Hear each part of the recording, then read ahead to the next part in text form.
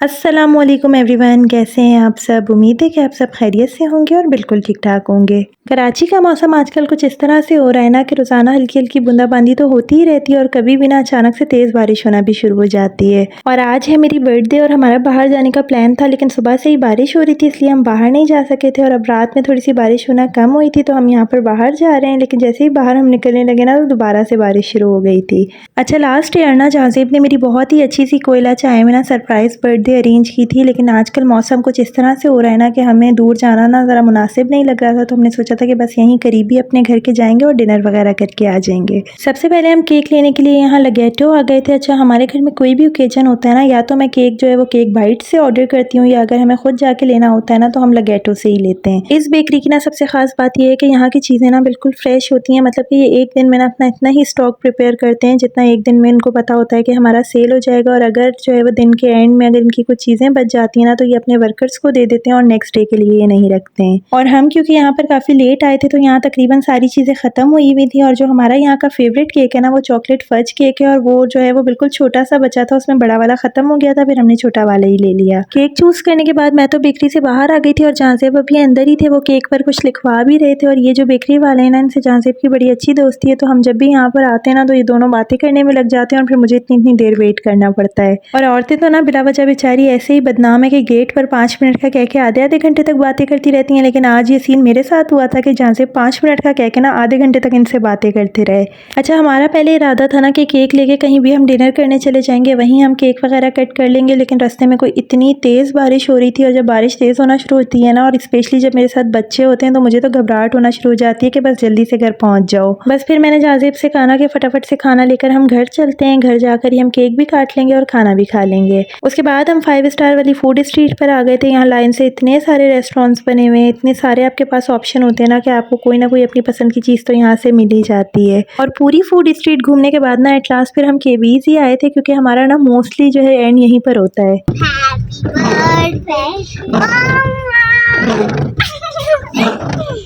Happy birthday to you. Happy birthday, dear Mama. Happy birthday to you.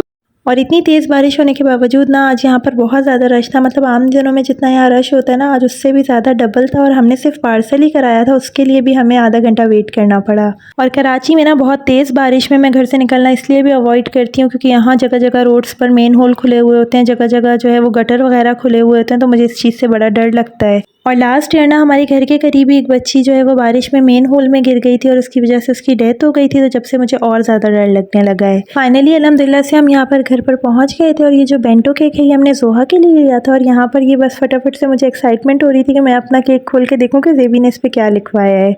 2 दिन पहले जब जोहा की बर्थडे थी ना तो जोहा की नानी और खाला उसके लिए सरप्राइज़ केक ले आई थी, और जहाज़ेब काम में बिजी थे वो नहीं आ सके थे। तो जब से जोहा उनसे नाराज़ थी कि बाबा आपने मेरे साथ मेरा केक क्यों नहीं कट करवाया, तो बेंटो केक हम इसी वजह से उसके लिए ले आए थे। हैप्पी बर्थडे जोहा।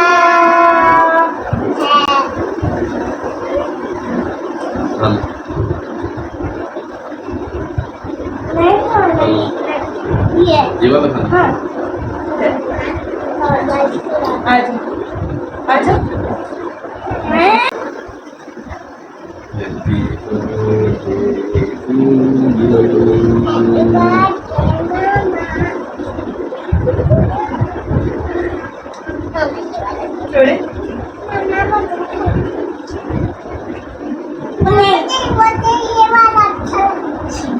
वो वाला क्यों लिया, मुझे भी अच्छा लगता है।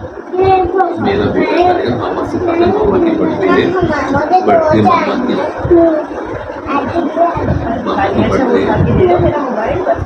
केबीज की चीज़ें एज यूजुअल बहुत ज़्यादा मज़े की थी, लेकिन आज इनका जो ब्रोस था ना वो हमें इतना ज़्यादा फ्रेश नहीं लगा।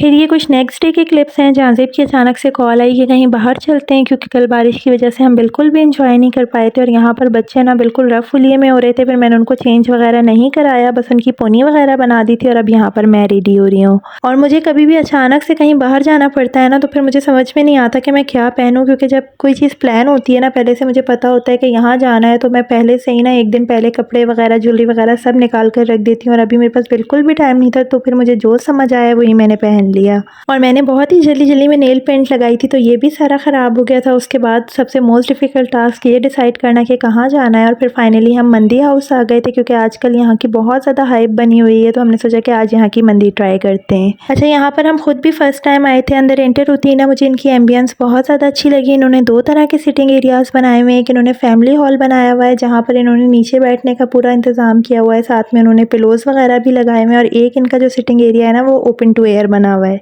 हम फिर बाहर ही आकर बैठ गए थे। उसके बाद हमने इनका मेन्यू चेक किया, लेकिन बेसिकली हम मंदी ही खाने आए थे तो फिर वही हमने ऑर्डर कर ली। लेकिन थोड़ी देर बाद उन्होंने हमसे आके एक्सक्यूज़ किया कि मटन मंदी जो है वो अवेलेबल नहीं है और आपको चिकन में मिल जाएगी। क्योंकि हम काफ़ी ज़्यादा लेट हो गए थे, टाइम बहुत ज़्यादा हो गया था, तो उनके पास मटन की या बीफ की कोई भी चीज़ अवेलेबल नहीं थी। सारा इनके पास चिकन अवेलेबल था, और मेरे मियाँ जी ने ना चिकन से बॉयकॉट किया हुआ है, वो बिल्कुल भी चिकन नहीं खाते हैं। फिर हमने डिसाइड किया कि फिर हम कहीं और चले जाते हैं। और हम सुपर हाईवे पर थे और यहाँ पर भी रेस्टोरेंट्स के इतने ज़्यादा ऑप्शन है कि यहाँ आकर भी समझ नहीं आता कि इंसान कहाँ जाए। फिर फाइनली हमें ये ताज दरबार नज़र आ गया। इससे पहले हम यहाँ पर नहीं आए थे, तो हमने सोचा कि आज यहाँ का खाना भी टेस्ट कर लेते हैं। यहाँ भी हम फर्स्ट टाइम आए थे। यहाँ का एम्बियंस भी मुझे बहुत प्यारा लगा, और स्पेशली इनका किचन जो है वो ओपन किचन था, और वो इतना ज़्यादा नीट एंड क्लीन था कि देखकर दिल खुश हो गया। और यहाँ की ना सबसे अच्छी बात मुझे ये लगी ना कि यहाँ बच्चों का ना पूरा प्ले एरिया बना हुआ था। मतलब कि जब तक ऑर्डर आने में टाइम है तो आप बच्चों को आराम से राइड्स वगैरह दिला सकते हैं। और यहाँ पर ऑर्डर करने के बाद फिर मैं बच्चों को जो है वो राइड्स पर लेकर आ गई थी। और यहाँ इतना प्यारा कोई सॉफ्ट प्ले एरिया बना हुआ है, और उसका टिकट भी सिर्फ 100 रुपीज़ है। और घर से ही हम इतना ज़्यादा लेट निकले थे। फिर पहले मंदी हाउस में हमें इतना ज़्यादा टाइम लग गया, और यहाँ आते आते ना हमें रात के 2 बज गए थे। और जब तक मैं बच्चों को राइड्स पे लाई ना तो पता चला कि सारी राइड्स बंद हो चुकी हैं। सिर्फ बस फिर एक ट्रैम्पोलिन ही खुला हुआ था, वहाँ पर बच्चों ने थोड़ी बहुत देर एंजॉय किया। उसके बाद हमारा ऑर्डर आ गया था, और स्टार्टर में ना हमने चिकन कॉर्न सूप ऑर्डर किया था।